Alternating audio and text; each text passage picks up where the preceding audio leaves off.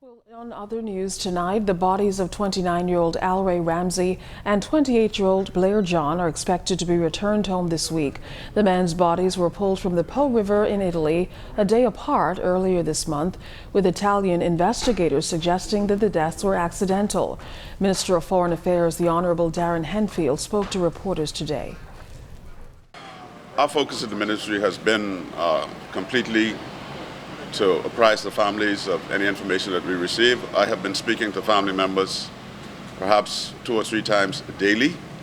And what we know now is that we're in the process of repatriating the bodies home to the Bahamas, and hopefully they'll be here by the end of the week. I think families are preparing for the funerals, and that's where we are at the moment. No official word from the toxicology report or anything from the investigators to indicate more than what we've heard thus far.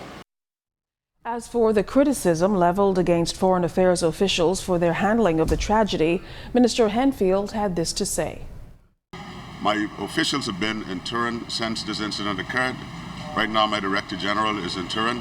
She will accompany the bodies home. I think as a government we have done all that is humanly possible to determine what happened, to keep the families engaged, and to return our sons to the Bahamas so we can have them properly buried. There will always be criticisms, of course. People will determine that they can do things one way or the other, but ours is through diplomatic channels, and I think we've been doing our best.